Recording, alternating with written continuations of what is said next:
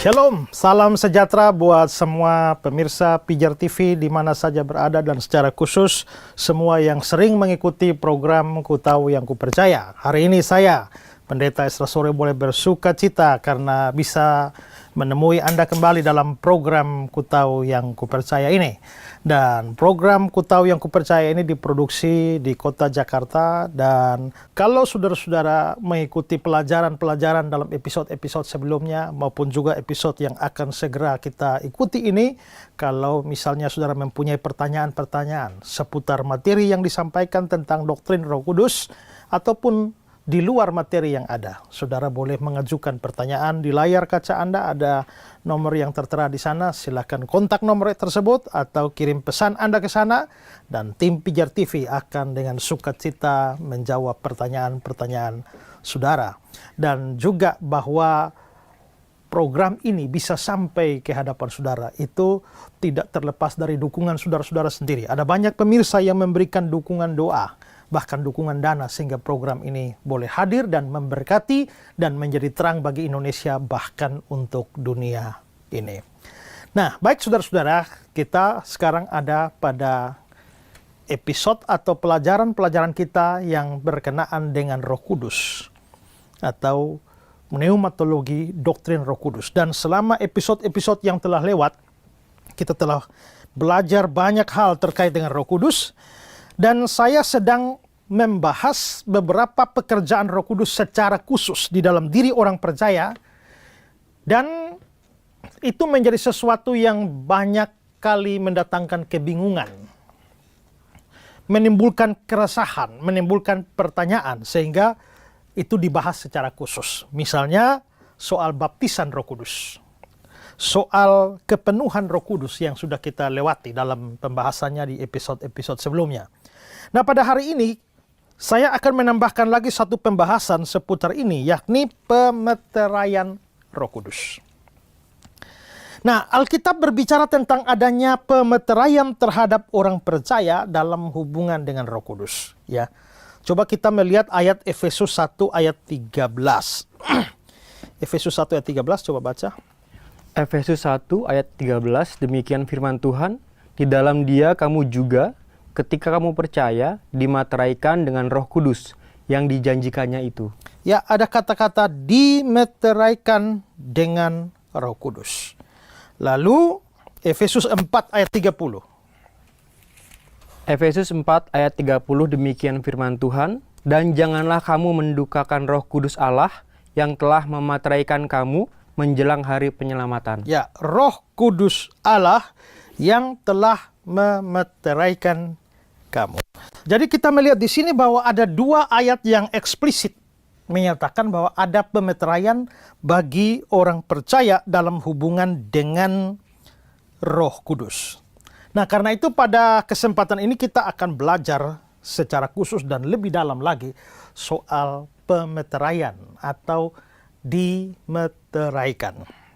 Nah, saya mau bahas beberapa hal di sini. Pertama adalah siapa ya yang memeteraikan.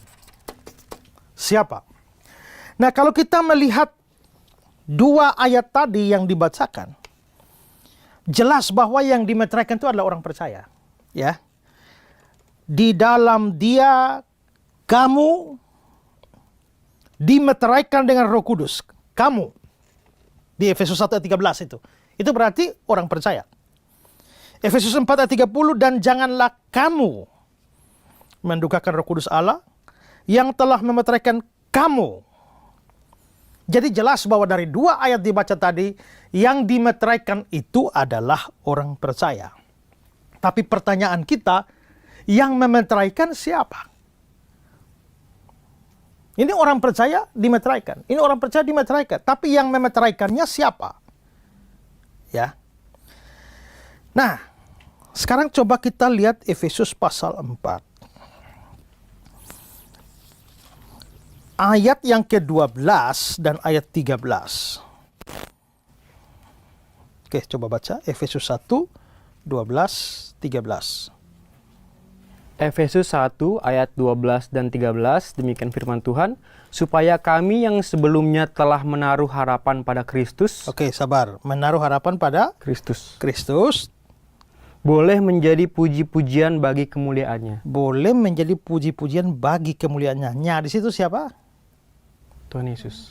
Tuhan Yesus atau Kristus. Lalu ayat 13, Di dalam Dia, di dalam Dia, dalam Kristus, kamu juga, ya, karena kamu telah mendengar firman kebenaran, ya. yaitu Injil keselamatanmu, di dalam Dia, Di dalam Kristus, kamu juga, ketika kamu percaya, dimateraikan dengan Roh Kudus yang dijanjikannya itu. yang dijanjikannya itu.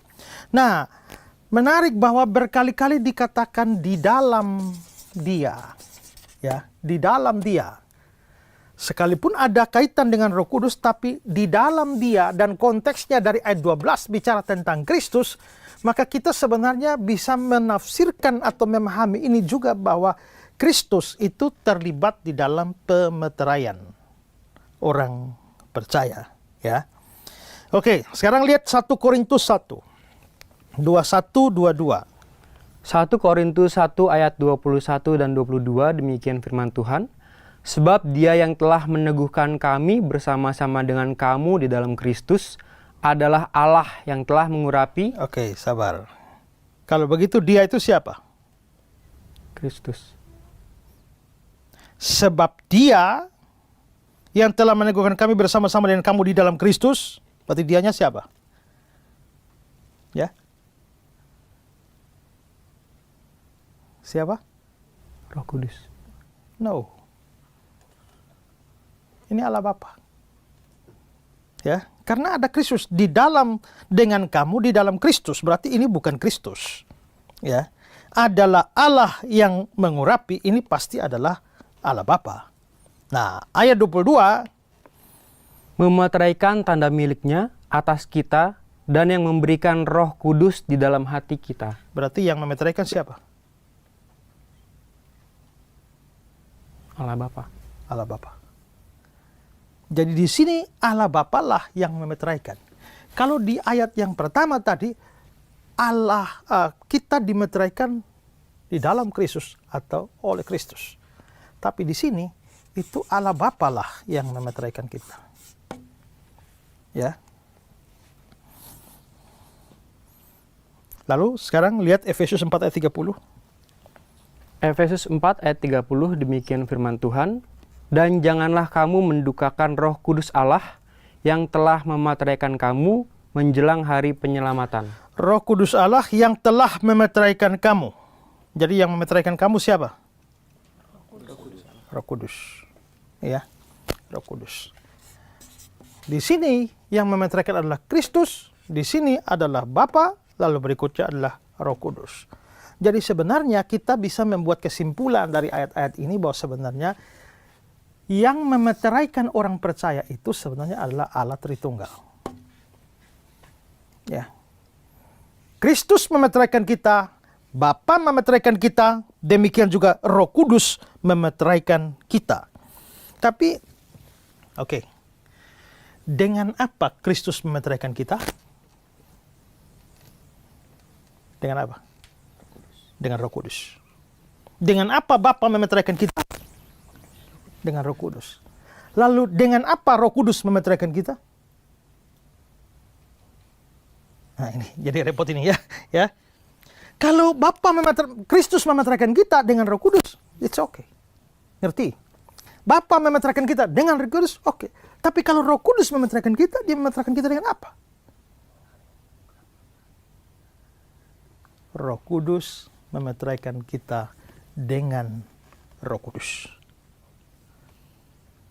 Kok bisa? Ya, Roh Kudus memeteraikan kita dengan dirinya sendiri.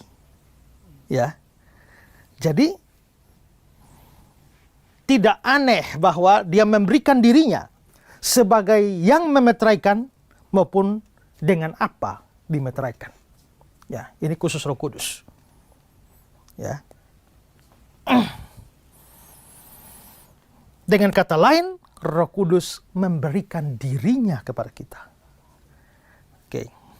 Saya bisa untuk misalnya ya, untuk menghibur atau menemani kamu mau kemana gitu loh ya. Ya, saya mau menemani. Ya, maka saya bisa memberikan ini, tolong temani. Saya bisa berikan, tolong temani. Tapi saya juga bisa memberikan diri saya untuk menemani. Berarti saya yang menemani. Tapi saya sebagai pemberi, saya memberi diri saya. Nah, kalau saya bisa memberi diri saya, ya Roh Kudus juga bisa memberikan dirinya sendiri sebagai meterai. Walaupun dia sendiri yang memeteraikan. Ya. Maka di sini pemeteraian orang percaya itu dikerjakan oleh pribadi-pribadi dari Allah Tritunggal. Oke, coba baca kata-kata Rairi. Roh Kuduslah yang mungkin melakukan pemateraian atau merupakan bidang pemateraian, atau keduanya. Kita dimateraikan oleh Roh Kudus dan dengan Roh Kudus. Ya, kita dimateraikan oleh Roh Kudus dan dengan Roh Kudus. Terus, hal itu sama dengan kalau kita mengatakan, saya pergi ke toko dengan mobil saya. Maksudnya ialah mobil itu sebagai pelaku yang membawa kita bisa sampai ke toko. Atau pernyataan itu bisa juga berarti dengan duduk di dalam mobil saya. Maksudnya ialah mobil itu sebagai sarana yang membawa kita bisa sampai ke tempat tujuan. Mobil itu berfungsi sebagai pelaku yang membawa kita dan juga sebagai sarana di mana kita berada di dalamnya. Demikian pula, Roh Kudus bertindak sebagai pelaku pemateraian dan sebagai akibatnya kita disertakan di dalam Dia. ya, jadi Roh Kudus memeteraikan maupun dengan siapa kita dimeteraikan. Satu lagi dari Eric Raymond. Apakah materai dalam Efesus 1? Materainya bukanlah apa, tetapi siapa. Meterainya bukan apa, tapi siapa. Jadi ini karena terkait dengan kita sudah belajar dalam episode-episode awal soal kepribadian Roh Kudus ya, bahwa Roh Kudus itu adalah pribadi. Roh Kudus itu bukan sesuatu, tapi seseorang dalam tanda petik. Dia adalah pribadi yang punya pikiran, punya perasaan, punya kehendak. Dia bukan apa, tapi dia siapa. Nah, kita dimeteraikan dengan Roh Kudus, sedangkan Roh Kudus ini pribadi. Kalau saya membaptis, Bapak, saya membaptis dengan air. Tapi air itu bukan pribadi. Tapi waktu Kristus membaptis kita, dia membaptis kita dengan Roh Kudus. Berarti kita dibaptis dengan satu pribadi. Sama juga dengan pemeteraian. Kita dimeteraikan, tapi bukan dengan sesuatu barang, tapi dengan satu pribadi. Maka dengan pribadi Allah lah kita dimeteraikan ya. Maka bersyukurlah bahwa kita bukan hanya dibaptis, bukan hanya dipenuhi, tapi bahkan dimeteraikan dengan Roh Kudus, dimeteraikan oleh Roh Kudus dan dengan Roh Kudus. Ya. Oke, itu soal siapa yang memeteraikan. Tapi sekarang muncul pertanyaan selanjutnya, terus yang dimaksudkan dengan dimeteraikan itu apa? Dimeteraikan dengan Roh Kudus atau dimeteraikan oleh Roh Kudus, itu apa maksudnya? Waktu saya membahas soal baptisan Roh Kudus, ya, saya sudah jelaskan bahwa baptisan Roh Kudus artinya penerimaan Roh Kudus. Ya. Kalau ibu menerima Roh Kudus, berarti ibu telah dibaptis dengan Roh Kudus. Tapi ada yang namanya kepenuhan Roh Kudus. Ibu sudah dibaptis dengan Roh Kudus, sudah terima Roh Kudus, belum tentu penuh Roh Kudus. Ya, tapi bisa dipenuhi Roh Kudus. Maka dipenuhi Roh Kudus artinya apa? Dikuasai sepenuhnya. Berada di bawah pengaruh total dari Roh Kudus. Sama seperti orang mabuk anggur. Janganlah kamu mabuk oleh anggur, tapi hendaklah kamu penuh dengan Roh Kudus. Karena mabuk anggur dengan penuh Roh Kudus ada kemiripan. Kalau Bapak mabuk, maka Bapak dikuasai anggur. Tapi kalau Bapak dipenuhi Roh Kudus, Bapak dikuasai Roh Kudus. Itu ada kesamaan. Ya. Nah, tapi sekarang dimeteraikan. Apa artinya? Ya. Nah, untuk bisa memahami apa yang dimaksudkan dengan dimeteraikan oleh atau dengan Roh Kudus, kita harus mengerti apa itu meterai. Ya. Apa itu meterai? Apa itu meterai? tanda. Pernah beli materai? Pernah. Untuk apa? Perjanjian, ikatan. Kalau ada perjanjian bikin materai, pakai materai. Apalagi materai dipakai untuk apa? Cap. Pengesahan. Pengesahan. Oke. Zaman dulu kalau belum ada WA, ya, kita bikin surat kan biasa kan beli materai juga ya. Ya. Sekarang sudah ada materai online. Ya. Tapi karena ini Alkitab ini ditulis tempo dulu, ya. Dan menyinggung soal materai, maka kita harus memikirkan soal materai zaman dulu. Bukan materai sekarang. Materai zaman dulu itu dipakai untuk apa sebenarnya? Ya. Dan dalam bentuk seperti apa? Nah, ada 4 hal terkait di sini soal materai ini. Pertama adalah materai itu untuk menjamin keaslian suatu benda. Untuk menjamin keaslian suatu benda. Bahwa kalau benda ini dimeterai, artinya benda ini orisinil. Benda ini asli. Ini bukan bajakan. Ini bukan kopian. Ini bukan KW2, KW3. Ya. Ini asli. Itu materai tujuannya itu. Ya. Karena itulah materai ditaruh di surat-surat penting. Ini surat asli loh, bukan kopian. Ya. Ini orisinil. Itu materai berfungsi seperti itu. Oke, coba lihat contoh ya. 1 Raja-Raja 21 ayat 8. 1 Raja-Raja 21 ayat 8, demikian firman Tuhan. Kemudian ia menulis surat atas nama Ahab, memateraikannya dengan materai raja, lalu mengirim surat itu kepada tua-tua dan pemuka-pemuka yang diam di sekota dengan Nabot. Ya, jadi menulis surat atas nama Ahab, memeteraikan dengan materai raja. Materai raja pada waktu itu tuh biasa ada di cincinnya raja. Jadi di cincin raja itu ada sesuatu tanda tertentu ya. Ya kayak stempel kita tuh ya. Jadi ini surat, setelah itu itu materai raja. Oke, baca kata-kata dari MacArthur. Ketika Raja Ahab tidak berhasil membuat Nabot menjual kebun anggurnya, Ratu Izebel menawarkan diri untuk mendapatkan kebun anggur itu dengan caranya. Jadi dia menulis surat atas nama Ahab dan menyegelnya dengan materainya dan mengirim surat itu ke berbagai bangsawan yang tinggal di kota Nabot, menuntut agar mereka mengatur tuduhan palsu tentang penghujatan dan pengkhianatan terhadapnya. Para bangsawan melakukan apa yang diperintahkan dan Nabot dilempari batu sampai mati karena tuduhan palsu. Raja kemudian hanya menyita kebun anggur yang sangat didambakannya. Terlepas dari penipuan yang terkandung dalam surat-surat yang dikirim Izebel, surat-surat itu sendiri asli dari raja karena dikirim dengan persetujuannya dan ditandai dengan materainya. Materai itu adalah tanda tangannya. Ya, jadi ini Izebel kirim surat pakai materai raja. Ya, nggak tahu bagaimana cara, mungkin raja mandi diambil cincinnya. Pokoknya itu tanda semua orang yang terima surat itu tahu ini asli suratnya. Ini langsung dari Ahab. Karena ada materai. Jadi materai itu untuk menyatakan keaslian sesuatu. Itu fungsi materai pada zaman dulu. Ya. Lalu fungsi kedua dari materai itu adalah sebagai tanda kepemilikan. Ownership. Ya. Kalau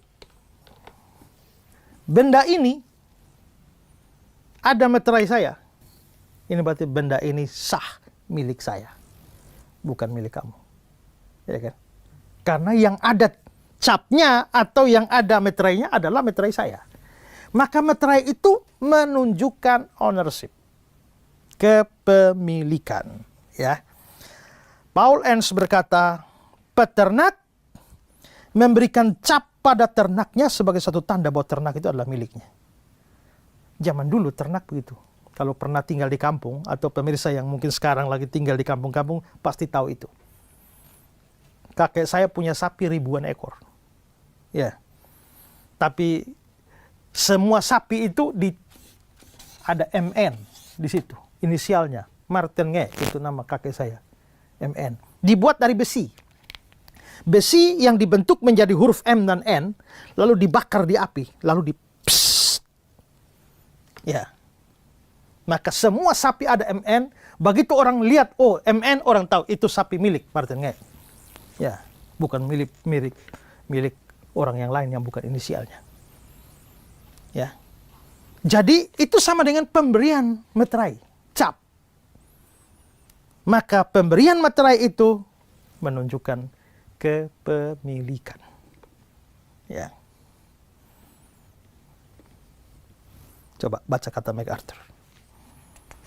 Sementara Yerusalem dikepung oleh Nebukadnezar dan Yeremia ditahan oleh Raja Zedekia karena bernubuat melawan raja dan bangsanya, Tuhan memberikan instruksi khusus kepada nabinya. Yeremia diperintahkan untuk membeli beberapa tanah di Anatot yang ia miliki, hak penebusannya, kontrak disepakati, dan pembayaran yang ditetapkan dilakukan di pengadilan pengawal istana sebelum jumlah saksi yang diperlukan dipanggil. Di hadapan para saksi, akta itu ditandatangani dan dimateraikan, menetapkan Yeremia sebagai pemilik sah yang baru dari tanah itu. Oke, coba yang dimasukkan MacArthur ini adalah Yeremia 32 ya. Coba lihat, baca Yeremia 32 ayat 10. Yeremia 32 ayat 10 demikian firman Tuhan, Aku menulis surat pembelian, memateraikannya, memanggil saksi-saksi, dan menimbang perak itu dengan neraca. Ya, jadi Yeremia beli tanah. Lalu ada surat, lalu ada meterai. Itu tanda sah bahwa tanah itu milik Yeremia. Ini masih berlaku sampai sekarang kan, ya. Kalau mau bikin beli tanah atau beli rumah itu kan ada meterai. Dan itu tanda sah bahwa rumah ini milik saya, tanah ini milik saya. Maka adanya meterai itu sebagai simbol kepemilikan. Kalau pertama simbol keaslian. Ya, yang kedua simbol kepemilikan. Lalu yang ketiga pemeteraian itu juga itu sebagai pemberian kuasa atau kewenangan, otoritas. Ya. Oke, kembali ke MacArthur. Bahkan setelah Haman digantung karena rencana jahatnya untuk mencemarkan nama baik dan mengeksekusi Mordekai, Ratu Esther merasa tertekan dengan keputusan bahwa Haman telah membujuk Raja Ahasiweros untuk membuat keputusan yang mengizinkan siapapun di kerajaannya untuk menyerang dan menghancurkan orang-orang Yahudi, karena raja sendiri tidak dapat mencabut dekrit yang ditandai dengan materainya sendiri. Dia mengeluarkan dan mematerai dekrit lain yang mengizinkan dan bahkan mendorong orang-orang Yahudi untuk mempersenjatai dan membela diri. Dalam kedua kasus tersebut, otoritas mutlak dari dekrit tersebut diwakili dalam materai raja. Mereka yang memiliki dekrit raja, yang dimaterai memiliki wewenang raja, yang didelegasikan, yang ditetapkan dalam dekrit tersebut. Ya, jadi ini latar belakangnya. Ingat kisah dalam kitab Esther. Karena Haman itu jahat, dia mau membasmi orang Yahudi. Dia pengaruhi raja supaya ambil. Dia nggak bisa membasmi sendiri. Dia butuh otoritas, butuh kewenangan raja. Kalau raja setuju basmi orang Yahudi, maka semua basmi. Maka raja keluarkan dekret pakai meterai. Maka resmi orang Yahudi dibasmi. Tapi zaman itu, kalau raja sudah keluarkan dekret pakai meterai, raja tidak boleh tarik kembali. Nggak boleh. Nah, Haman sudah berhasil mempengaruhi raja dapat dekret dengan meterai. Bunuh orang Yahudi. Maka tidak ada satu apapun yang bisa tarik kembali kewenangan itu. Termasuk raja sendiri. Itu hukum yang berlaku saat itu. Maka Haman mendapat kewenangan basmi orang Yahudi. Lalu kita lihat kan ceritanya bagaimana Esther menyuruh orang puasa ya. Dengan Mordekai puasa lalu menghadap. Menyampaikan soal itu pada raja. Waduh, raja merasa ditipu oleh Haman. Ya tinggal saja raja batalkan. Oh nggak bisa. Hukum waktu itu tidak boleh raja menarik dekret. Apalagi sudah ada meterai. Maka cara yang dibuat adalah raja bikin dekret baru. Kasih meterai lagi. Yaitu setiap orang Yahudi tepat pada hari H di mana Haman mau basmi boleh bela diri. Ya, boleh siap senjata. Kalau mau dibunuh boleh bunuh balik. Dekret materai. Itu berarti bahwa Haman diberikan kewenangan untuk basmi orang Yahudi. Tapi orang Yahudi diberi kewenangan untuk bela diri. Itu berarti bahwa ketika materai diberikan, ada kewenangan, ada otoritas yang tidak bisa diganggu gugat. Ya, itu kisahnya di dalam Ester pasal 8. Ya, coba baca. Ester pasal 8 ayat 8 sampai dengan ayat ke-11, demikian firman Tuhan. Tuliskanlah atas nama raja apa yang kamu pandang baik tentang orang Yahudi, dan materaikanlah surat itu dengan cincin materai raja.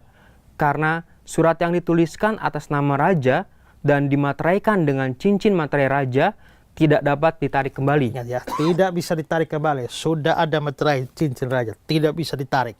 Ayat 9. Pada waktu itu juga dipanggillah para panitera raja, dan sesuai dengan segala yang diperintahkan Mordekai ditulislah surat kepada orang Yahudi dan kepada para wakil pemerintah, para bupati, dan para pembesar daerah. Maka ditulislah pesan atas nama Raja Ahasiweros dan dimaterai dengan cincin materai raja. Yang isinya, raja mengizinkan orang Yahudi di tiap-tiap kota untuk berkumpul dan mempertahankan nyawanya serta memunahkan, membunuh atau membinasakan segala tentara, bahkan anak-anak dan perempuan-perempuan dari bangsa dan daerah yang hendak menyerang mereka, dan untuk merampas harta miliknya. Ya, jadi sekarang sudah diberikan materai baru. Ya, jadi materai ini tadi apa? Yang pertama tadi apa? Tanda keaslian. Kedua, tanda milik. Yang ketiga, tanda otoritas atau kuasa. Resmi. Ya, resmi. Itu fungsi ketiga. Lalu fungsi keempat dari materai itu adalah untuk menjamin keamanan. Security. Untuk aman. Dalam kaitan dengan tanda kepemilikan. Ini ya. Materai juga menjamin keamanan dari barang ini. Kalau ada materai, barang ini ada materai artinya itu milik saya. Tapi itu sekaligus menjamin barang itu tetap aman. Sehingga kalau saya kirimkan barang itu kemana, barang ini bisa hilang di jalan. Atau bisa rusak di jalan. Nah, maka supaya barang ini sampai ke tujuan dengan selamat, ya, aman tak kurang satu apapun saya berikan materai. Maka kurir yang membawanya itu betul-betul harus berhati-hati karena ini ada materai. Ya, dijaga sedemikian rupa, memastikan keamanan dari barang itu. Oke, lihat komentar MacArthur lagi. Pada zaman kuno, materai raja, pangeran, atau bangsawan melambangkan keamanan dan tidak dapat diganggu gugat. Ketika Daniel dilemparkan ke dalam gua singa, Raja Darius bersama dengan para bangsawannya menempatkan materai mereka di atas batu yang ditempatkan di atas pintu masuk gua, supaya dalam hal Daniel tidak dibuat perubahan apa-apa. Siapapun kecuali raja yang memecahkan atau merusak materai itu, kemungkinan besar akan kehilangan nyawanya. Dengan cara yang sama, makam tempat Yesus dikuburkan di materai. Khawatir murid-murid Yesus akan mencuri tubuhnya dan secara keliru mengklaim kebangkitannya, para pemimpin Yahudi memperoleh izin Pilatus untuk memasang materai di atas batu dan menjaganya dengan tentara. Ya, jadi aman. Kalau Daniel mau masuk gua singa tuh ya, jangan-jangan ada yang menyelamatkan dia, taruh materai. Mayat Yesus di kuburan, jangan-jangan murid-murid curi, taruh materai. Kalau ada materai di situ dan lu berani masuk, lu mati. Karena yang ada di situ harus aman. Pastikan keamanannya, tidak boleh ada yang utak-atik di sana. Ya, disinggung tentang Daniel dan kubur Yesus ya. Coba lihat dalam Daniel 6. 17-18. Daniel 6 ayat 17 dan 18 demikian firman Tuhan. Sesudah itu raja memberi perintah, lalu diambillah Daniel dan dilemparkan ke dalam gua singa. Berbicaralah raja kepada Daniel, Allahmu yang kau sembah dengan tekun, dialah kiranya yang melepaskan engkau. Maka dibawalah sebuah batu dan diletakkan pada mulut gua itu. Lalu raja mencap itu dengan cincin materainya dan dengan cincin materai para pembesarnya, supaya dalam hal Daniel tidak dibuat perubahan apa-apa. Kasih masuk gua singa biar dia bunuh mati. Taruh materai, cap. Tidak boleh ada yang ganggu gugat. Biarkan Daniel dalam sana. Kalau ada yang mau selamatkan dia, biar Allah yang dia sembah itu yang selamatkan. Tapi berani ada orang luar yang selamatkan, mati. Karena sudah ada materai raja di situ. Ya, soal kuburan Yesus, Matius 27, 66. Matius 27 ayat 66, maka pergilah mereka, dan dengan bantuan penjaga-penjaga itu, mereka mematerai kubur itu dan menjaganya. Memeterai kubur itu dan jaga. Makanya ini saudara-saudara, kalau sudah ada di kuburan ada batu, lalu ada materai raja, lalu penjaga jaga, berani mayat Yesus hilang, itu penjaga semua bunuh mati. Ya, karena dengan kata lain, mayat Yesus itu harus tetap aman ada dalam kuburan, tidak boleh hilang. Ya, makanya kita bisa lihat bahwa gara-gara Yesus bangkit, ini kan materai terbongkar semua, dan itu berarti bahwa semua penjaga itu terancam hukuman mati. Tapi para tua-tua Yahudi disitulah bersekongkol, tolong sampaikan berita, lapor, ya kabarkan semua bahwa murid-muridnya mencuri mayatnya, dan mereka bertanggung jawab untuk bicara dengan Pilatus supaya kalian jangan diapa-apakan. Nah, itu ceritakan begitu kan? Karena kalau sampai betul dicuri, lewat mereka semua. Ya. Memang tidak diceritakan tentang ada materai, tapi hukumnya seperti itu. Makanya coba saudara lihat waktu Paulus dalam penjara, tiba-tiba tengah malam malaikat datang bongkar penjara itu, Paulus keluar kan? Paulus terbongkar, Paulusnya masih lari. Kepala penjara berpikir bahwa semua isi penjara sudah kabur, maka dia mau bunuh diri. Makanya Paulus bilang, jangan kau apa-apakan dirimu. Kami masih ada di sini. Ya kan? Kenapa kok pintu penjara terbuka, kepala penjara mau bunuh diri? Karena dia sadar. Dia bertanggung jawab jaga tahanan di situ. Dan semua pintu penjara itu dimeterai. Dan berani isi penjara kosong, artinya nyawa kepala penjara selesai. Jadi dia sudah pikir pasti dia dibunuh mati. Tapi daripada dibunuh mati lebih baik bunuh diri. Ya kan? Tapi untungnya Paulus dan orang-orang tidak lari. Akibat itulah dia diinjili dan akhirnya dia dan seisi rumahnya menjadi percaya dan dibaptis. Jadi di sini kita bisa lihat bahwa memang materai pertama untuk keaslian, kedua tanda milik, ketiga otoritas, keempat adalah keamanan. Ini fungsi materai, 4 fungsi materai pada zaman dulu. Ya, saya mau berikan beberapa kutipan tambahan untuk meneguhkan makna materai ini ya. Dalam Dictionary of the Bible, Browning bilang begini, materai sebagai alat penjamin keaslian dokumen dan sebagai penjamin kepemilikan. Berarti dia mengambil arti yang pertama, ya, dan juga yang kedua. Ryrie, konsep mengenai pemeteraian mencakup arti tentang kepemilikan, otoritas atau wewenang, tanggung jawab, dan di atas semuanya adalah jaminan. Jaminan keamanan maksudnya. Ya. Paul Ernst. Di masa perjanjian lama, suatu materai digunakan dalam banyak cara. Materai untuk menyatakan keotentikan suatu dokumen, misalnya suatu ikatan perjanjian nikah. Materai untuk keotentikan perpindahan kuasa dari suatu penguasa ke penguasa lain. Materai sebagai kunci untuk mengamankan sesuatu. Dilakukan oleh penguasa yang berotoritas dan memiliki kekuatan secara intrinsik. Materai digunakan untuk memverifikasi suatu dokumen seperti biaya untuk perceraian. Lalu Eric Raymond, coba baca. Dalam perjanjian lama, Allah menetapkan suatu tanda pada orang-orang pilihannya untuk menandai mereka atau memisahkan mereka sebagai miliknya dan untuk menjaga mereka dari kehancuran.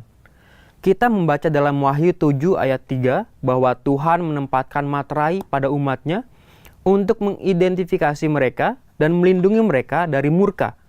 Kita juga melihat bahwa para penjaga meletakkan sebuah batu besar di atas makam Yesus untuk memateraikannya.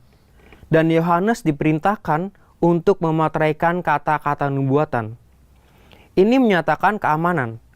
kita juga membaca tentang Allah yang mensahkan hubungan dengan materainya. Ini mirip dengan konsep sunat Abraham sebagai tanda dan materai kebenarannya. Jika kita menggabungkan semua ini, kita melihat bahwa dalam kitab suci sebuah materai dipakai untuk menyatakan kepemilikan, perlindungan, dan pengesahan hubungan. Ya, menarik. Raymond sempat singgung tentang sunat itu ya, tanda materai. Makanya kenapa kan Allah berjanji dengan Abraham. Ya, perjanjian Allah dengan Abraham adalah ini Abraham, ini Allah. Perjanjiannya Abraham dengan seluruh keturunannya itu jadi milik Allah. Ya, dan Allah itu akan menjadi Allah bagi Abraham dan seluruh keturunannya. Itu perjanjian. Ini perjanjian resmi. Perjanjian itu harus kasih meterai. Meterainya apa? Sunat. Ya.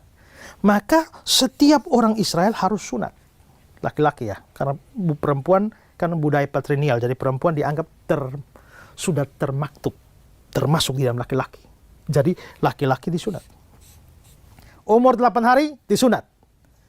Kita ingat Musa pernah lalai menyunatkan anaknya. Musa mau dibunuh. Karena apa? Sudah terikat perjanjian. Perjanjian ini dikatakan perjanjian yang bersifat kekal. Maka semua laki-laki Yahudi, laki-laki keturunan Abraham harus sunat. Harus sunat. Karena itu tanda. Disunat tanda milik Allah. Pernah ada orang tanya saya, Pak, kenapa sih kok tanda sunat? Sunat ini adalah pemotongan kulit katan laki-laki di alat kelaminnya. Tapi kenapa ya tandanya mesti begitu ya? Ada orang pernah nanya saya begitu, saya juga bingung juga ya. Iya ya.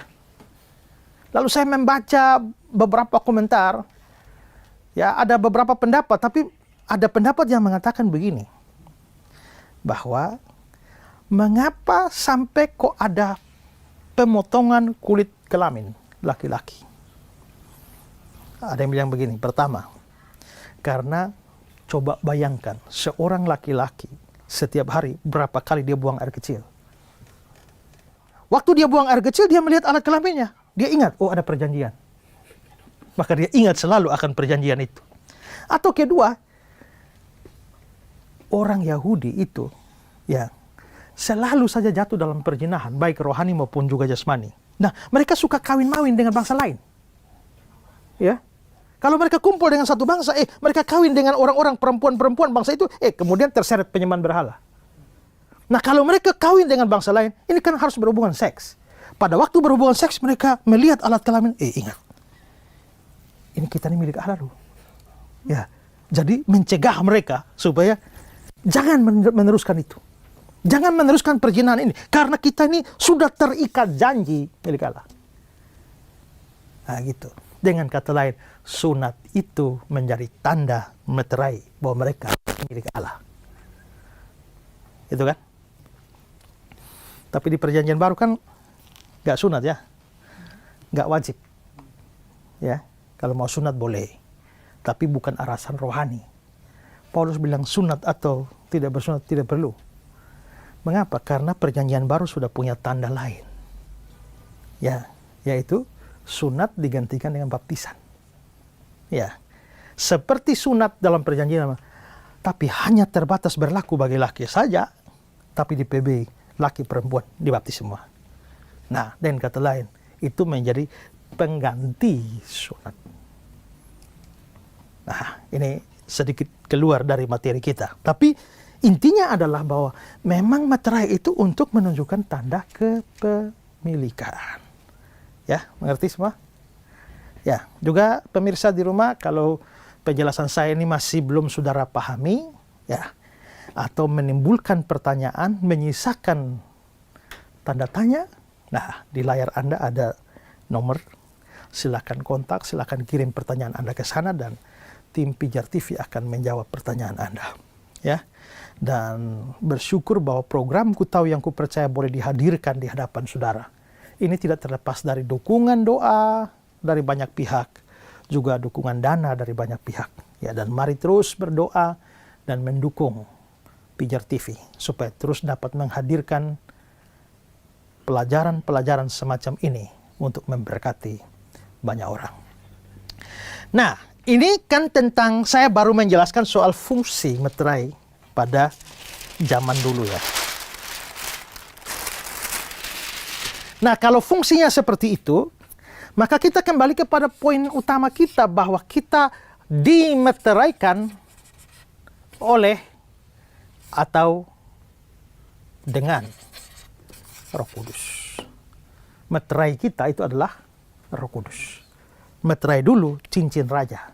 Ya, meterai kita itu adalah Roh Kudus. Kalau begitu, Roh Kudus itu adalah meterai kita, maksudnya itu apa? Kamu dimeteraikan dengan Roh Kudus. Kamu dimeteraikan dengan Roh Kudus. Kamu dimeteraikan dengan Roh Kudus. Apa maksudnya?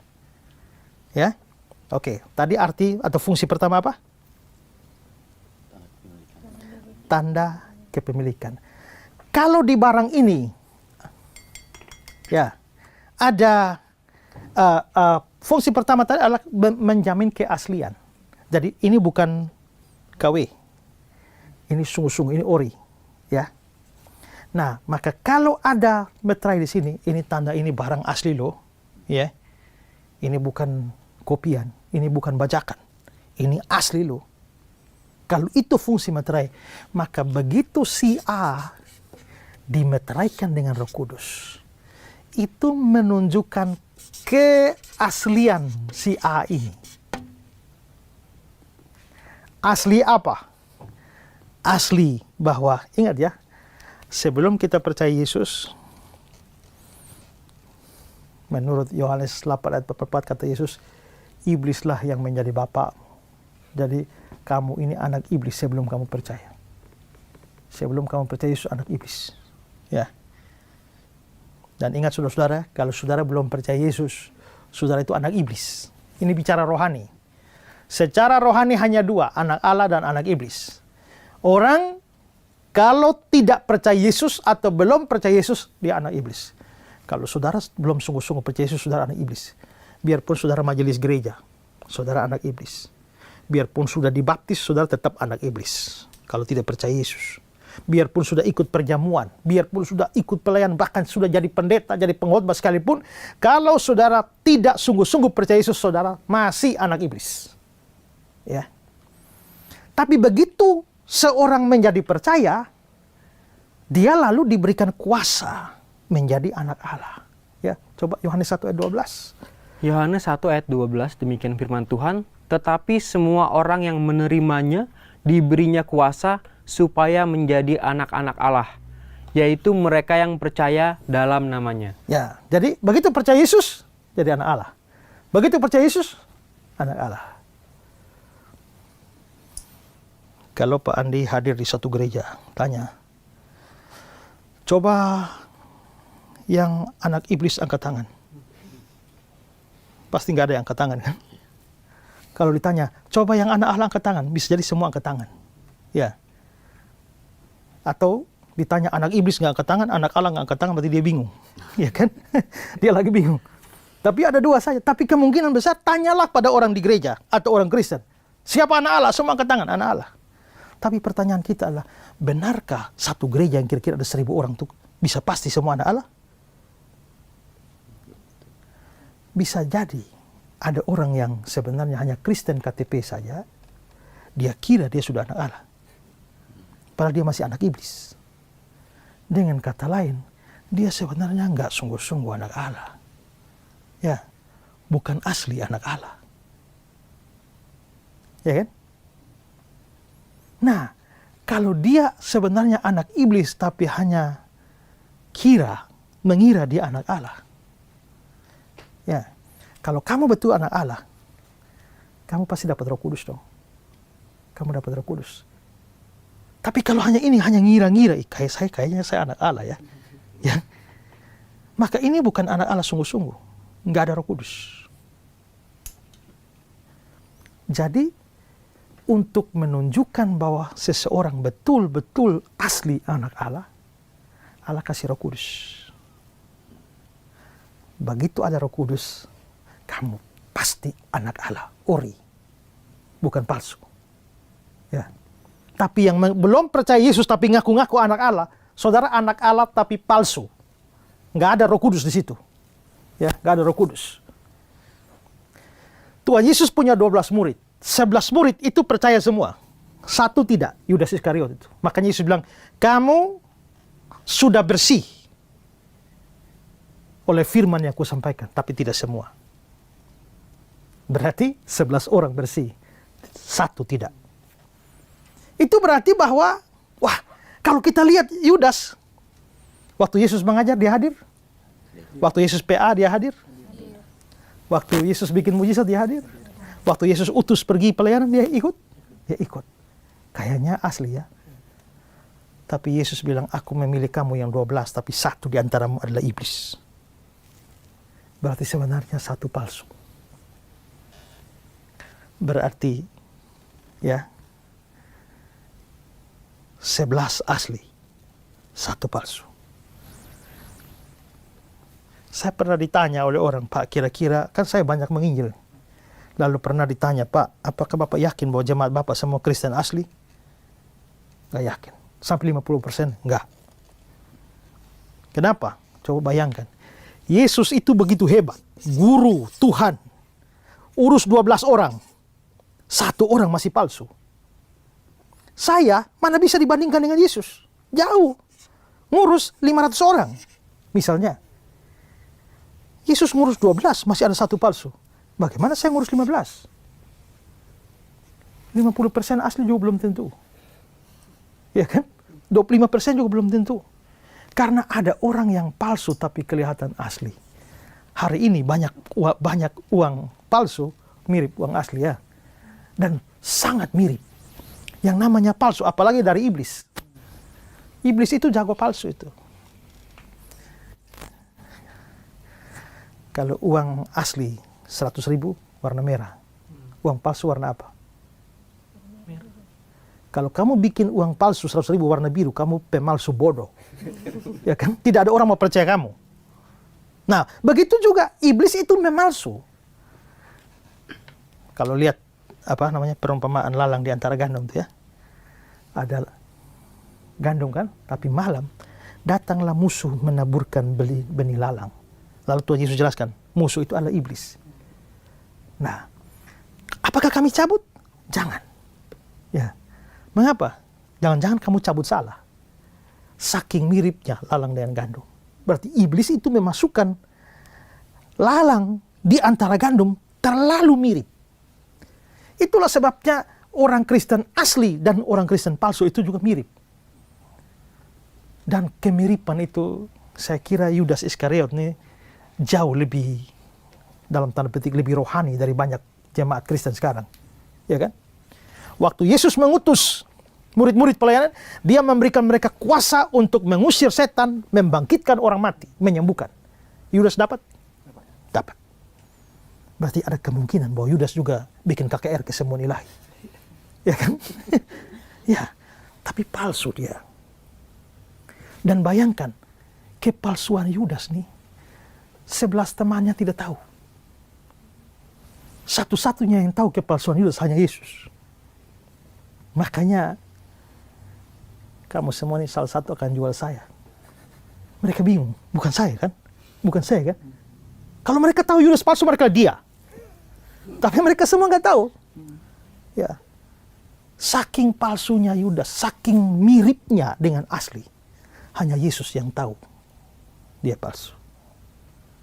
Ya. Dulu saya teman. Waktu saya masih muda, masih SMA, kan saya sudah sering KKR, lalu ada teman WL, berdoa bersama kita. Kalau mau KKR itu doa puasa sama-sama, ya doa ini, lalu dia WL, dan waktu dia WL bawa orang pujian penyembahan luar biasa, lalu saya berkhotbah, banyak orang bertobat. Lalu dia mau cari kerja, tiba-tiba dia satu hari dia bilang, kakak, ada pembukaan di Angkatan Laut. Saya mau masukkan lamaran di sana. Maka dia siap lamaran di map semua. Sebelum saya antar dia ke depan Angkatan Laut, sebelum masuk lamaran ini kita dua berdoa, Tuhan Yesus tolong dalam nama Yesus supaya dia lolos. Dan dia masuk di keluar, puji Tuhan. dia keluar lolos sebagai angkatan laut. Lalu sudah ditugaskan di mana-mana, kita bikin syukuran. Berapa tahun kemudian saya dengar jadi mualaf. Saya nggak habis pikir. Saya telepon dia. Lu ini kenapa? Ya. Dia berdebat dengan saya lagi tentang Yesus. Waktu berdebat, akhirnya setelah debat panjang dia bilang begini, kakak minta maaf, agamamu, agamamu, agamaku, agamaku. Saya sampai bingung. Ya.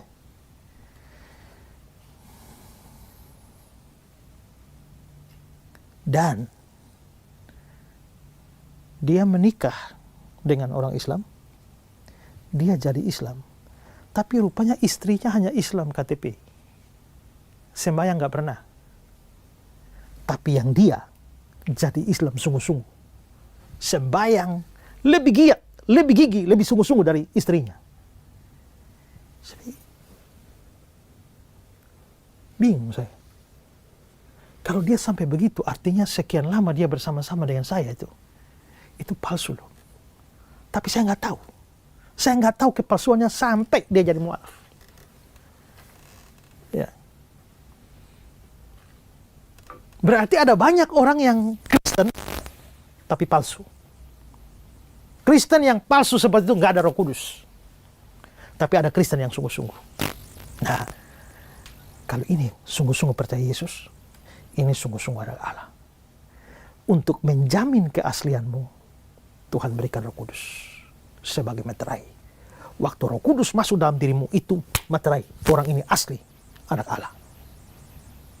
Maka pemberian Roh Kudus itu untuk membuktikan keaslian kita sebagai anak Allah. Coba Roma pasal 8 ayat 14 dan 16. Roma 8 ayat 14 dan sampai 16, demikian firman Tuhan. Semua orang yang dipimpin Roh Allah adalah anak Allah.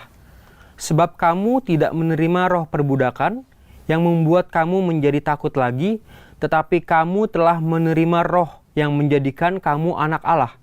Oleh roh itu kita berseru, ya Aba, ya Bapa.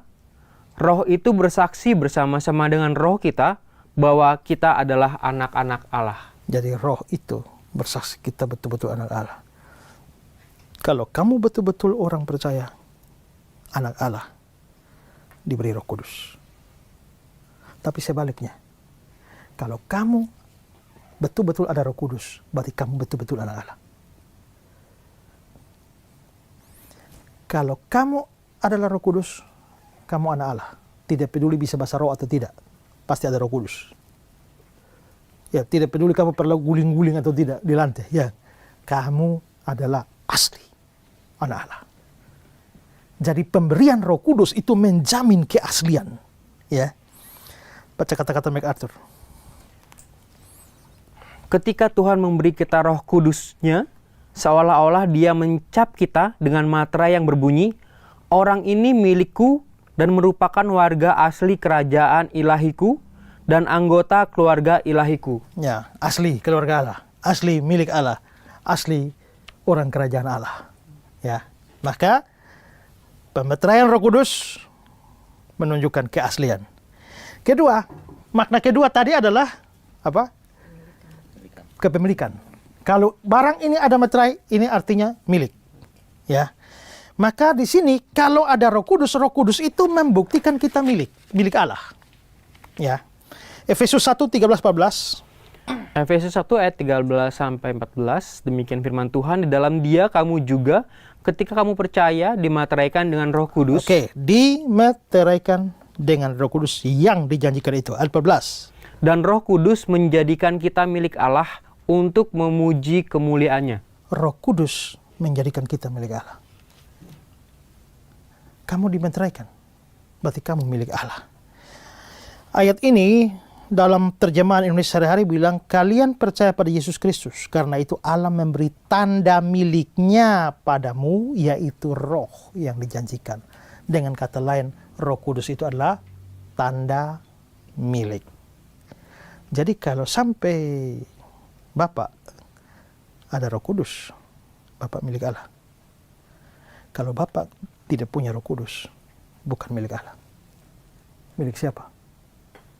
Milik iblis. Ya. Coba Roma 8 ayat 9. Roma 8 ayat 9 demikian firman Tuhan, tetapi jika orang tidak memiliki roh Kristus, ia bukan milik Kristus. Dia bukan milik Kristus. Jadi saudara, orang dapat Roh Kudus itu, seperti pelajaran saya sebelumnya, itu pasti dapat Roh Kudus. Kalau orang percaya Yesus sungguh-sungguh, dapat Roh Kudus. Tidak percaya Yesus, tidak ada Roh Kudus. Tidak ada Roh Kudus, bukan milik Allah. Kalau saudara tidak percaya Yesus, di dalam diri saudara tidak ada Roh Kudus. Dan itu menunjukkan bahwa saudara bukan milik Allah. Saudara milik siapa? Saudara milik iblis. Nanti sama-sama dengan iblis masuk neraka. Dengan bapakmu itu. Ya. Karena itu, kalau tidak mau binasa bersama iblis, percayalah kepada Yesus. Waktu percaya kepada Yesus, kamu dapat Roh Kudus. Waktu kamu dapat Roh Kudus, meterai Allah itu ada. Tanda milik Allah ada padamu. Ya. Maka semua yang sudah percaya, pasti dapat Roh Kudus, harus bersyukur bahwa saudara ini adalah milik Allah. Ya. Paul Enns berkata, Roh Kudus mengabsahkan bahwa orang percaya secara permanen adalah milik Allah. MacArthur bilang, ketika Roh Kudus memeteraikan orang-orang percaya, dia menandai mereka sebagai milik ilahi Tuhan, dan sejak saat itu sepenuhnya dan selamanya menjadi miliknya. Meterai roh menyatakan bahwa transaksi keselamatan secara resmi dan final secara ilahi. Oke. Yang ketiga, fungsi meterai tadi apa? Ada kuasa, ada otoritas. Ya, ada otoritas. Kalau ada meterai, ada otoritas. Nah, coba kata-kata MacArthur. Ketika orang Kristen dimateraikan dengan Roh Kudus, mereka didelegasikan untuk mewartakan, mengajar, melayani, dan membela firman Tuhan dan Injilnya dengan otoritas Tuhan sendiri. Nah, ini berkaitan dengan tugas orang percaya. Setelah kita percaya kan ada tugas supaya kita beritakan Injil. Ya. Tapi kalau kamu beritakan Injil dengan kekuatanmu sendiri, gak bisa. Saudara ingat waktu saya bahas tentang pekerjaan Roh Kudus. Ada bagian khusus pekerjaan Roh Kudus dalam hal pemberitaan Injil. Di situ ada 3. Pertama, Roh Kudus itu memberikan keberanian beritakan Injil. Kedua, Roh Kudus itu memberikan kemampuan beritakan Injil. Ketiga, Roh Kudus memberikan hasil bagi pekerjaan pemberitaan Injil. Jadi berani menginjil dari Roh Kudus. Bisa menginjil dari Roh Kudus. Ada hasil dalam penginjilan itu dari Roh Kudus. Makanya Petrus begitu dapat Roh Kudus di hari Pentakosta, 1 kali khotbah 3.000 orang bertobat. Gratingsen bilang, Petrus 1 kali khotbah 3.000 orang bertobat. Pengkhotbah zaman sekarang 3.000 kali khotbah, belum tentu 1 orang bertobat. Ya kan? Ya. Kenapa?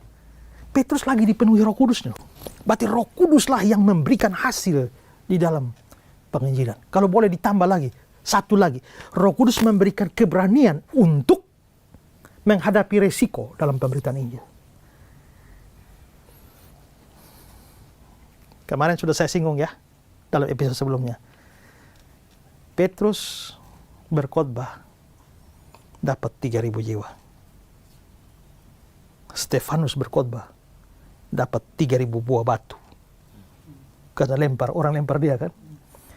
Tapi begitu orang mau lempar batu akan berdatangan.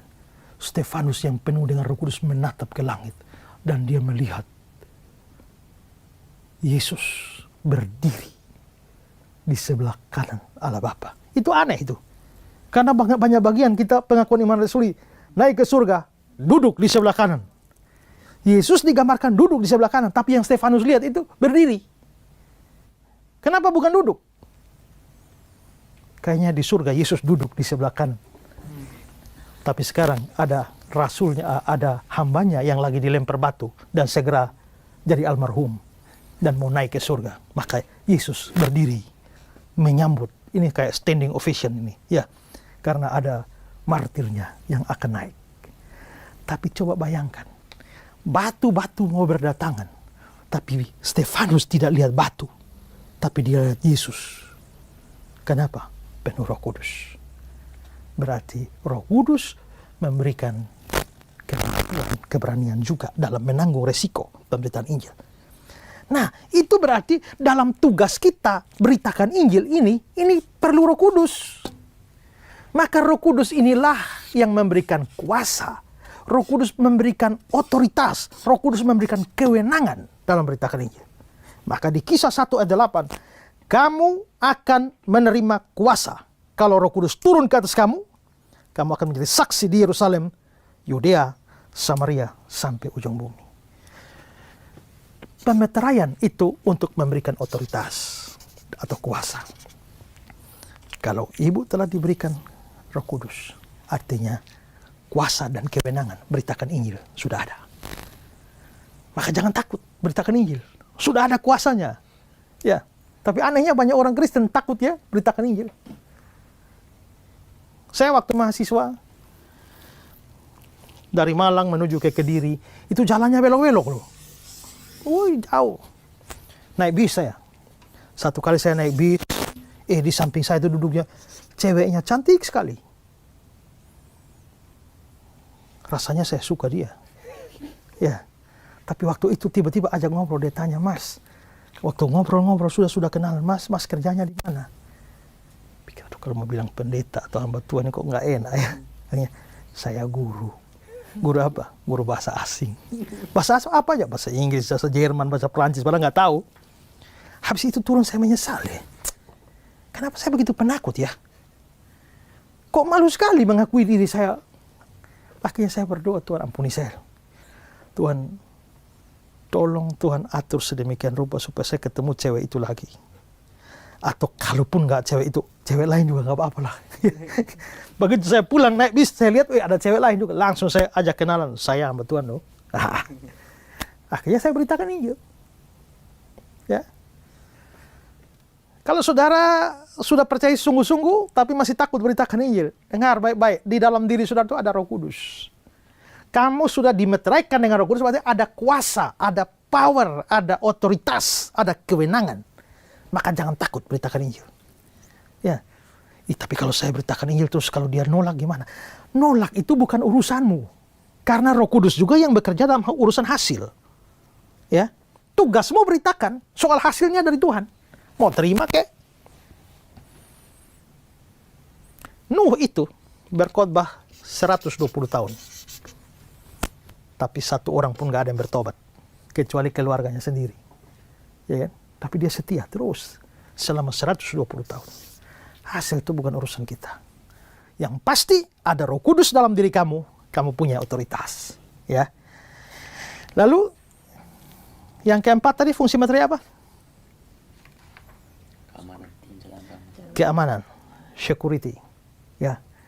Kalau saya kirim barang ini pakai materai, barang ini sampai dengan selamat. Saya kirim barang ini ke Papua, kalau ada materai, pasti barang ini sampai ke Papua tidak kurang satu apapun. Itu fungsi materai. Ya. Nah, disinilah kita bisa melihat bahwa kita ini dalam perjalanan menuju surga. Ya. Surga beda dengan hidup kekal ya. Beda. Sudah masuk surga? Sekarang ini sudah masuk surga? Belum, masih di bumi kok ya. Sudah dapat hidup kekal? Sudah. Ya, waktu kamu percaya kamu sudah dapat hidup kekal. Surga itu hanya sebagian dari hidup kekal. Kalau Bapak hari ini percaya Yesus, mulai hari ini Bapak dapat hidup kekal. Tapi belum masuk surga kan? Maka hidup kekal, percaya Yesus ini sudah, hidup kekal sudah mulai dari sini. Tahu-tahu mati di sini. Hidup kekalnya sambung di surga. Tapi hidup kekalnya di sini. Jadi sekarang ini kita sudah masuk pada hidup kekal. Ya. Hanya belum masuk surga. Tapi sudah hidup kekal. Makanya sudah selamat. Ingat ya, Sakeus itu, waktu dia terima Yesus, Yesus bilang apa? Hari ini juga telah terjadi keselamatan. hari ini juga, sejak hari percaya. Jadi semua orang yang sungguh percaya sudah dapat hidup kekal, walaupun belum masuk surga.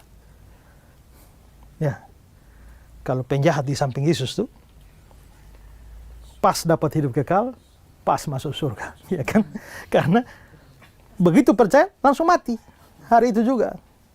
Tapi kalau setelah percaya masih umur panjang, ya berarti hidup kekalnya sudah, surganya belum. Nah, berarti kita ini masih sudah dapat hidup kekal, tapi lagi dalam perjalanan ke surga. Saya sudah percaya dapat hidup kekal sini, lagi perjalanan ke surga. Jangan-jangan saya hilang di jalan. Jangan-jangan saya hilang di sini, tahu-tahu masuk neraka. Berarti saya nggak sampai surga dong. Lagi jalan-jalan ke surga, tahu-tahu masuk neraka. Kenapa kok kalau jalan-jalan di sini tiba-tiba masuk neraka? Mungkin karena nggak ada meterainya. Tapi kalau ada meterainya, jaminan. Kalau kamu percaya di sini dan sudah dimeteraikan di sini, Roh Kudus itu tanda, jaminan bahwa kamu pasti sampai sini. Nggak mungkin nyasar ke tempat lain. Maka Roh Kudus sebagai meterai itu dianggap sebagai jaminan untuk surga. Atau hidup kekal yang lebih sempurna di surga. Oke, coba lihat beberapa ayat. Efesus 1. Efesus 1 ayat 13 dan 14, demikian firman Tuhan. Di dalam Dia kamu juga ketika kamu percaya dimateraikan dengan Roh Kudus. Oke, ketika percaya dimateraikan Roh Kudus. Terus yang dijanjikannya itu, dan Roh Kudus itu adalah jaminan. Roh Kudus itu jaminan. Jaminan apa? Jaminan bagian kita sampai kita memperoleh seluruhnya, yaitu penebusan kita. Jaminan ini. Oke, 2 Korintus 1 ayat 21-22. 2 Korintus 1 ayat 21 dan 22. Demikian firman Tuhan, sebab Dia yang telah meneguhkan kami bersama-sama dengan kamu di dalam Kristus adalah Allah yang telah mengurapi, memateraikan tanah miliknya atas kita, dan yang memberikan Roh Kudus di dalam hati kita sebagai jaminan dari semua yang telah disediakan untuk kita. Roh Kudus dalam hati kita sebagai jaminan untuk semua yang disediakan bagi kita. Di mana? Di surga. Ya. 2 Korintus 5 ayat 5. 2 Korintus 5 ayat 5, demikian firman Tuhan, tetapi Allah lah yang justru mempersiapkan kita untuk hal itu dan yang mengaruniakan Roh kepada kita sebagai jaminan segala sesuatu yang telah disediakan bagi kita. Mengaruniakan Roh kepada kita sebagai jaminan. Jadi kalau kamu percaya dan dikasih Roh Kudus, itu jaminan loh. Ya. Nah, menarik bahwa William Barclay berkata bahwa kata jaminan di sini itu adalah sebenarnya adalah arabon. Arabon itu artinya uang muka. Jadi kalau ibu lagi jualan motor, saya lihat motor ini, ibu saya mau motor ini. Ya ini uang mukanya. Motornya 20 juta. Nih uang muka 5 juta. Maksudnya kasih uang muka itu artinya apa? Saya pasti beli. Ya, memang sih kalau dalam pengalaman kita hari-hari sudah kasih uang muka bisa nggak jadi ya. Tapi kalau kita ngomongin uang muka dari Tuhan, arabon, itu pasti jadi. Ya, pasti jadi. Nah, coba baca kata-kata Ralph Martin tentang arabon. Penggunaan dari arabon menunjuk pada suatu uang muka, sesuatu untuk menjamin bahwa angsuran akhir akan datang. Akan datang. Kalau saya sudah kasih 5 juta, pasti yang berikut akan datang. Coba kita lihat di perjanjian lama ya, Kejadian 38, karena arabon ini dari bahasa Ibrani. Ya, oke, lihat. Saya mau lihat Kejadian 38, tapi baca dalam bahasa Indonesia sehari-hari. Coba baca. Kejadian 38, ayat 17, 18, dan 20. Yehuda berkata lagi, saya akan memberikan kepadamu seekor kambing muda. Jawab Tamar, boleh, asal ada jaminan. Boleh, asal ada jaminan. Kata Ibraninya arabon. Boleh, asal ada arabon. Kalau kau kasih asal ada arabon, supaya jaminan bahwa kamu jangan lalai. Ya, terus asal ada jaminan arabon. Sampai Tuhan mengirimkan kambing itu. Jadi dia janji kan. Jadi dia mau kasih kambing. Tapi Dari mana tahu pasti bahwa kambing ini akan datang? Makanya Tamar bilang, boleh, asal ada jaminan. Asal ada Arabon, supaya pasti bahwa yang kau janji ini betul kau kirim, bukan kau bohong-bohong kan? Ya. Terus ayat 18, Jaminan apa? Arabon apa? Tanya Yehuda. Ya. Jawab Tamar, berilah kepada saya stempel. Ya, berilah kepada saya stempel. Itu materai. Kasih saya materai. Terus materai tuan, ya, stempelnya tuan. Terus Dengan talinya dan juga tongkat yang ada pada tuan itu. Yehuda memberikan benda-benda itu kepadanya, lalu mereka bersetubuh, dan Tamar menjadi hamil. Beberapa waktu kemudian Yehuda mengutus Hira, temannya, untuk mengantarkan kambing itu dan meminta kembali benda-benda yang telah diberikannya sebagai jaminan, tetapi Hira tidak dapat menemukan wanita itu. benda-benda sebagai jaminan, sebagai Arabon. Jadi Arabon itu jaminan. Roh Kudus itu Arabon dari Allah bagi kita. Nah, artinya kamu aman, selamat, sentosa. Ya, jadi gini. Waktu Bapak percaya sebagai jaminannya, kan dia kan janji. Kalau kamu percaya, kamu dapat hidup kekal, kamu dapat surga.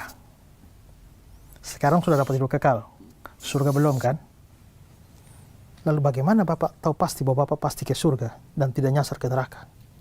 Saya kasih jaminan ya. Saya kasih Arabon ya. Saya kasih uang muka. Nih, Roh Kudus.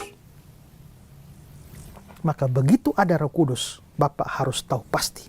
Bapak pasti sampai surga. Tidak mungkin nyasar di neraka. Itu berarti semua orang yang ada Roh Kudus pasti surga. Ini membuang ajaran tentang selamat bisa hilang. Karena kalau Bapak percaya, kalau Tuhan kasih jaminan, Roh Kudus, tiba-tiba Bapak misalnya buat dosa, lempar neraka aja. Kalau memang dosamu masih membuat engkau terlempar ke neraka, untuk apa Tuhan kasih jaminan? Kan Tuhan tahu sendiri. Waktu saya percaya, kan Tuhan tahu bahwa nanti saya akan berdosa. Kalau sudah Tuhan tahu, kenapa masih kasih jaminan setelah itu lempar saya ke neraka? Mending gak usah kasih jaminan. Tapi Tuhan kan tahu sejak Bapak percaya, Tuhan tahu ini kan tahun 2022 nih, percaya Yesus misalnya, nanti akan mati tahun 2050, dan di tahun 2050, di itu masih banyak dosa loh, ada loh. Tuhan kan tahu. Tapi biarpun Tuhan tahu, bukankah dosa-dosa itu telah dibayar di atas kayu salib? Dan kamu tetap masuk surga. Nih jaminannya, uang mukanya. Maka apapun yang terjadi dengan hidup orang ini, dia harus masuk surga. Karena kalau dia sampai nyasar masuk neraka, jaminan itu menjadi tidak ada artinya dan Allah dianggap pendusta. Kalau saya mau ngambil motor di ibu, saya kasih nih uang muka 5 juta. Besok saya datang, selesaikan. Ternyata besok nggak datang. 1 tahun kemudian nggak datang. Lama-lama sampai udah nggak datang. Ibu anggap saya apa? Penipu ini, pembohong nih ya. Sudah kasih uang muka nggak datang. Kalau Allah sudah kasih kita uang muka Roh Kudus dan besoknya nggak jadi masuk surga, Allah pembohong. Itulah sebabnya saudara ya, orang kalau sudah sungguh-sungguh percaya Yesus dan ada Roh Kudus, tidak mungkin masuk neraka. Ya, pasti selamat. Mau mati kapanpun, mati dimanapun, mati bagaimanapun juga caranya. Ya, mau mati dibunuh kah, atau mati keracunan kah, atau mati pesawat terjun bebas masuk laut kah, ya, apapun ada Roh Kudus, jaminan saya pasti selamat. Ya, karena itu mestinya tiap hari Pentakosta tuh kalau kita tuh harus ada bersyukur ya, harus bersyukur. Terima kasih karena ada jaminan sudah diberikan pada saya. Ya, jaminan diberikan pada saya. Ya, oke. Jadi itu maknanya dimeteraikan. Kita dimeteraikan Roh Kudus. Kapan? Sejak kapan kita dimeteraikan? Nah, Efesus 1 ayat 13 bilang, di dalam Dia kamu juga ketika kamu percaya dimeteraikan. Ketika percaya. Jadi kalau ibu percaya hari ini, dimeteraikannya hari ini. Nggak bisa ibu percaya hari ini, tahun depan baru dapat meterai ya. Tidak. Meterainya Roh Kudus kan? Berarti waktu ibu percaya hari ini, ada Roh Kudus. Ya. Maka tidak ada orang yang sudah percaya, hanya belum dapat Roh Kudus. Karena itu jangan ikut ajaran-ajaran omong kosong yang saudara sudah percaya dari 10 tahun yang lalu, tapi setelah itu diundang di KKR. Ayo maju-maju, siapa yang mau dapat Roh Kudus? Siapa mau dapat Roh Kudus? Itu omong kosong. Sudah percaya dari 10 tahun yang lalu, dari 10 tahun yang lalu sudah ada Roh Kudus. Nggak bisa butuh acara khusus lagi.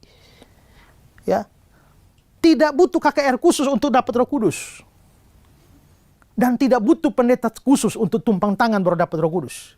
Itu janji Tuhan. Ketika kamu percaya, dimeteraikan dengan Roh Kudus. Selesai. Ya.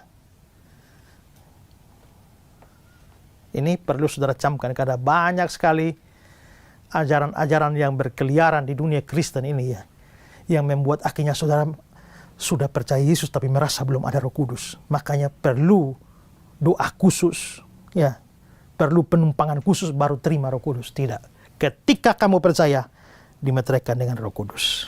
Nah, sekarang kalau saya dimeteraikan dengan Roh Kudus sejak hari pertama saya percaya, sampai kapan saya dimeteraikan? Ya. Sampai kapan pemeteraian itu berlangsung? Oke, kembali ke Efesus 1 ayat 14. Efesus 1 ayat 14, demikian firman Tuhan, dan Roh Kudus itu adalah jaminan bagian kita sampai kita memperoleh seluruhnya, yaitu penebusan yang menjadikan kita milik Allah. Sampai kapan? Sampai kita memperoleh seluruhnya, yaitu penebusan. Ayat ini terlihat ya bahwa pemeteraian itu akan terjadi sampai kita memperoleh seluruh penebusan. Apa yang dimaksudkan dengan penebusan di sini? Ya. Penebusan biasa artinya pembebasan. Pembebasan dari hukuman atau dari kutuk, ya. Tapi kadang-kadang penebusan itu menunjukkan bahwa pembebasan total dari seluruh kejahatan. Dan kejahatan betul-betul berakhir pada waktu akhir zaman. Ya. Kita melihat contoh ya. Lukas 21:28. Apabila semua itu mulai terjadi, bangkitlah, angkatlah mukamu, sebab penyelamatanmu sudah dekat. Harusnya redemptionmu, penebusanmu sudah dekat. Roma 8 ayat yang ke-23, kita mengeluh dalam hati kita sambil menantikan pengangkatan kita sebagai anak dan pembebasan tubuh kita. Harusnya adalah redemption of our body. Penebusan tubuh kita. Ya. Efesus 4 ayat 30, janganlah kamu mendukakan Roh Kudus Allah yang telah memeteraikan kamu menjelang hari penyelamatan. Harusnya adalah hari penebusan. Ya. Nah, kalau begitu, hari penebusan di mana seluruh kejahatan berakhir. Saat ini masih susah, masih ada banyak jahat ya. Kita dalam dunia walaupun kita hidup dalam dunia yang kejahatan. Tapi ada tiba satu hari kejahatan akan berakhir. Kesusahan akan berakhir. Nanti suatu kali kelak kesusahan berakhir. Langit terang tak berawan dan air mata lenyaplah. Semua damai selamanya di pantai mas yang bahagia. Hari indah penuh girang selamanya. Itu salah satu lagu yang saya sukai. Itu menunjuk pada hari terakhir, akhir zaman. Nah, di sini kita bisa lihat. Kalau Roh Kudus memeteraikan kita sampai hari penebusan kita, sampai seluruh kejahatan dan kesusahan selesai di bumi ini, itu sama dengan akhir zaman. Maka Roh Kudus memeteraikan kita sejak dari hari pertama sampai akhir zaman. Sekarang, coba. Kalau Pak Andi percaya hari ini, kasih Roh Kudus langsung memeteraikan. Sampai kapan pemeteraian itu? Sampai akhir zaman. Berarti ada kemungkinan Roh Kudus meninggalkan Pak Andi di tengah jalan? Gak bisa. Ada kemungkinan Roh Kudus keluar? Gak bisa. Kalau Roh Kudus keluar, artinya dia memeteraikan sampai tengah jalan aja. Gak sampai hari penebusan. Ini menunjukkan Roh Kudus tidak pernah meninggalkan. Sekali Roh Kudus masuk tinggal di dalammu, memeteraikan kamu. Dia nggak pernah keluar. Ya, biarpun kamu berdosa, dia berduka dalam kamu, tapi nggak akan pernah keluar meninggalkan kamu. Dia akan memeteraikan kamu sampai akhir zaman. Kenapa? Karena pada akhir zaman itulah kita menikmati sukacita surgawi dalam keadaan yang lebih sempurna. Ya, coba kata-kata Hodge dibaca. Kata penebusan dalam arti Kristennya kadang-kadang berarti pembebasan dari kutuk hukum Taurat dan pemulihan pada perkenanan Allah. Tentang siapa orang-orang percaya adalah subjeknya dalam hidup ini. Kadang-kadang kata itu menunjuk pada pembebasan akhir dari semua kejahatan yang akan terjadi pada kedatangan Kristus yang kedua kalinya. Tidak diragukan bahwa di sini kata itu menunjuk pada pembebasan akhir ini. Jadi betul, itu penebusan itu di akhir. Luar biasa bahwa Roh Kudus yang memeteraikan saya pada hari percaya saya, memeteraikan saya sampai akhir zaman. Uang muka diberikan sampai akhir zaman. Dan itu menjamin kepastian saya. Dia nggak pernah meninggalkan saya sampai akhir zaman. Dan itu pasti harus meyakinkan saya pasti akan selamat. Saya pasti akan masuk surga. Saya pasti akan melanjutkan hidup yang kekal, yang saya terima sejak percaya sampai selama-lamanya. Tidak ada kemungkinan saya lost atau hilang di tengah jalan.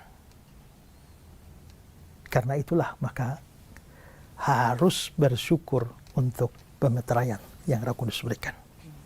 Ada amin? Amin. Oke, mau bertanya? Ada yang mau tanya? Saya mau bertanya Pak Esra. Oke. Di Efesus 1 ayat 13-14, di situ ada kalimat sampai kita memperoleh seluruhnya, yaitu penebusan yang menjadikan kita milik Allah. Apa ini berarti baru memperoleh sebagian aja? Sebagian dari penebusan. Ya, yang tadi sudah saya jelaskan itu adalah penebusan yang di situ itu bukan maksudnya kita ditebus oleh Kristus. Maksudnya ditebus dosa kita. Bukan itu maksudnya. Maksudnya penebusan ini adalah penebusan dalam arti dibebaskan dari seluruh kejahatan di dunia. Jadi kalau bicara penebusan di atas kayu salib untuk dosa kita, itu sudah selesai. Ya. Makanya di atas kayu salib Kristus bilang sudah selesai. Berarti untuk penebusan dari dosa sudah selesai, kelar, beres. Tapi pembebasan dari kejahatan, kesusahan kan belum ya. Memang sudah dosa sudah selesai, tapi hidup di dunia masih sengsara kan? Masih menangis kan? Ya, masih menderita kan? Masih kan? Nah, berarti kita masih menantikan satu penebusan yang lain. Bukan penebusan dari dosa. Tapi menantikan penebusan yakni pembebasan dari semua kejahatan dan semua kesusahan, kesulitan di dunia ini. Nanti masuk surga terus tidak susah lagi. Maka di sini masih menangis. Tapi di sana dikatakan di surga Tuhan akan menghapus air matamu, segala duka citamu tidak ada lagi. No tears in heaven. Tidak ada lagi air mata di surga. Sekarang sudah percaya Yesus, Yesus sudah menebus dosamu seluruhnya, tapi air mata masih sering menetes, bukan? Ya kan? Masih ada banyak orang jahat di sekitar kita, bukan? Ya. Makanya saya pernah lihat ada orang gambar balon udara. Lalu balon udara mau ke bulan, dia bilang mau ke bulan aja. Di dunia orang-orang pada jahat, ya kan? Ya, jadi biarpun sudah anak Allah sudah ditebus dosanya, tapi masih susah banyak di dunia ini. Kita masih menantikan sebuah penebusan atau pembebasan dari semua kejahatan di dunia ini. Kenapa? Karena nanti di surga orang jahat sudah nggak ada. Karena semua orang jahat sudah di neraka. Ya, yang di surga orang baik semua. Ya, maka nggak ada lagi kejahatan di surga. Nah, itulah yang kita nantikan, Ibu. Bukan menantikan penebusan dari dosa. Ya, kalau dari dosa selesai sudah. Tapi penebusan dari kejahatan dan duka cita dunia ini. Oke, ada lagi? Ya. Mengapa fakta bahwa Roh Kudus sebagai materai keselamatan orang Kristen begitu penting untuk membedakan iman Kristen dari iman berdasarkan perbuatan baik? Ya, karena orang-orang yang mau berjuang untuk selamat dengan berbuat baik itu kan nggak mungkin selamat itu. Karena Kristen mengajarkan tidak ada orang selamat karena berbuat baik.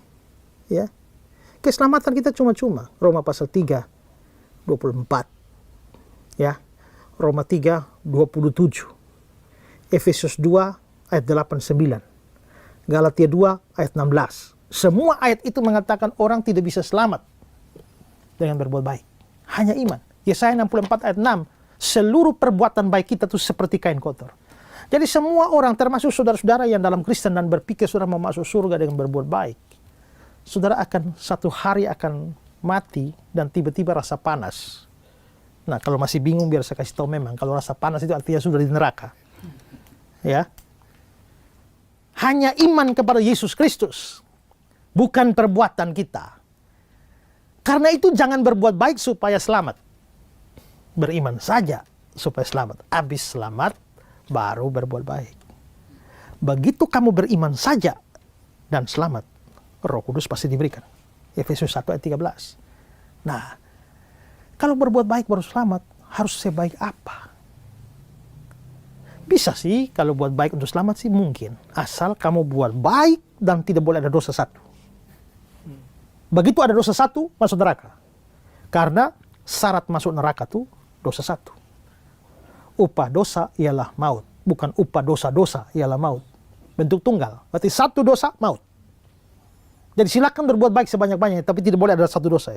Begitu ada dosa, masuk neraka. Nah, bagaimana? Orang baik macam apapun di dunia tetap ada dosa. Makanya orang baik pun tetap harus percaya Yesus. Bukan hanya orang jahat. Orang baik harus tetap percaya Yesus. Ya. Nah, karena itulah maka percaya Yesus dapat Roh Kudus. Dapat Roh Kudus, dapat jaminan. Ada jaminan pasti surga. Maka disinilah bedanya Kristen dengan agama lain. Agama lain paling hanya harap-harap mudah-mudahan masuk surga. Semoga masuk surga. Mungkin masuk surga. Kemungkinan besar masuk surga. Insya Allah masuk surga. Tapi kalau Kristen, pasti. Kenapa bisa pasti? Arabon sudah ada. Uang muka sudah ada. Pasti. Ya, karena itu, kalau sudah pasti begini jangan buang itu kepastian. Makanya ada orang pernah tawar saya masuk agama lain. Saya bilang, haruskah aku buang kepastian ini dan menerima insya Allah? Haruskah aku buang kepastian ini untuk menerima kemungkinan? Haruskah aku buang kepastian ini untuk menerima semoga? Haruskah aku buang emas ini ganti dengan seng? Jangan. Ya. Karena itu yang lagi rencana mau jadi mualaf, bertobat kamu. Ya. Dan kembali percaya sungguh-sungguh pada Kristus. Ada pertanyaan lain? Pak, saya mau bertanya. Kan misalnya nih, seseorang dulunya Kristen, kemudian dia mualaf kan, entah masuk agama apa gitu. Dan kemudian di lain waktu, dia kembali lagi menjadi beriman kepada Yesus, masuk Kristen lagi gitu. Nah, apakah ini bisa disebut sebagai lahir baru oleh Roh Kudus atau gimana ya Pak? Dalam pelajaran sebelumnya saya sudah jelaskan soal lahir baru. Lahir baru itu bukan percaya. Lahir baru itu bukan bertobat. Lahir baru itu terjadi sebelum percaya. Ya. Jadi gini loh. Kita itu menurut Alkitab telah mati. Efesus 2 ayat 1 itu bilang bahwa orang berdosa itu mati rohani. Kita bukan pingsan rohani. Bukan koma rohani. Mati rohani, mayat. Kalau ada mayat di sini. Ini mayat. Coba bawa si babi. Goyang-goyang. Ada respon? Tidak ada. Ambil uang 100.000 satu gepok, goyang-goyang. Ada respon? Gak ada. Kili-kili. Kili-kili. Ada respon? Gak ada. Kenapa? Mayat deh.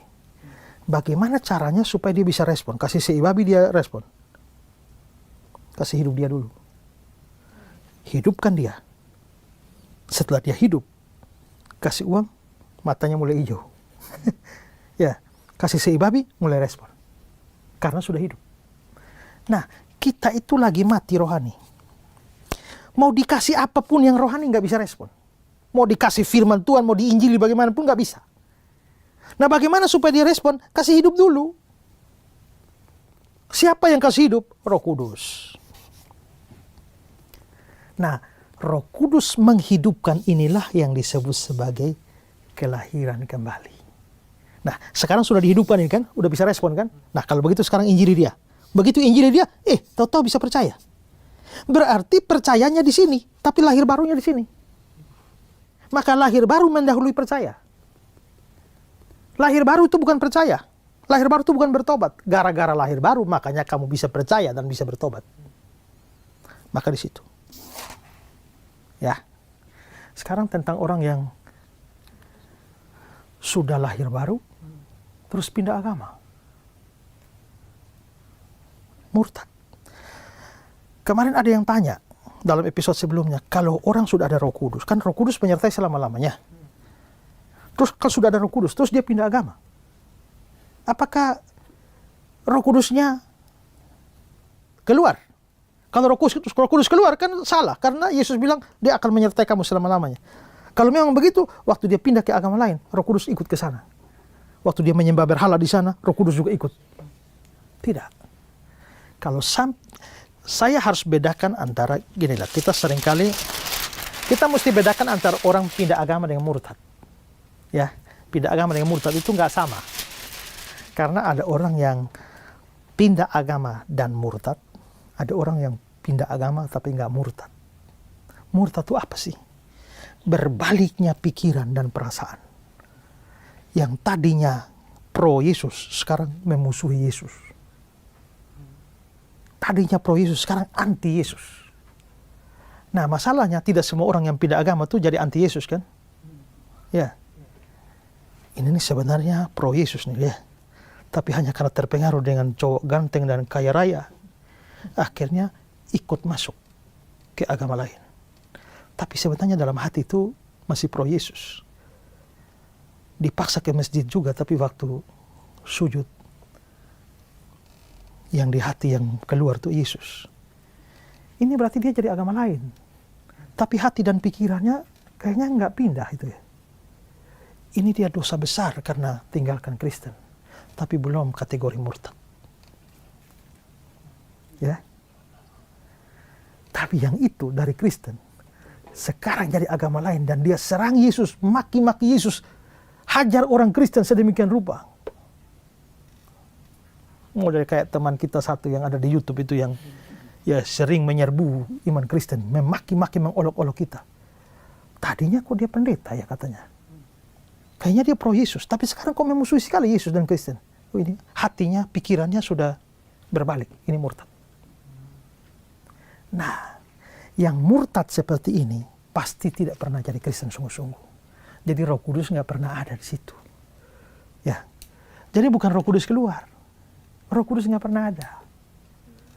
Tapi yang ini bisa jadi sungguh-sungguh percaya Yesus. Hanya karena terpengaruh sesaat saja, akhirnya ikut masuk ke agama lain. Tapi dia sebenarnya Kristen sungguh-sungguh. Maka dia sepanjang jadi istrinya ini menderita sengsara juga di batin. Karena di satu sisi, dia sebenarnya rindu ke gereja, tapi nggak bisa. Kalau ini Kristen sejati, bisa jadi ada Roh Kudus. Tapi saya percaya kalau ini betul-betul Kristen sejati, ada satu titik sebelum dia mati, dia kembali. Dia kembali. Kalau sampai mati terus di sana, kayaknya bukan Kristen sejati. Ya, jadi kalau ini Kristen sejati, tapi terus akhirnya kesasar ke sana, ya sebenarnya Roh Kudus tetap tidak meninggalkan dia. Sampai dia balik ke Kristen pun, Roh Kudus tetap ada. Tapi kalau yang itu memang dari dulunya nggak pernah ada Roh Kudus. Jadi Roh Kudus nggak perlu meninggalkan.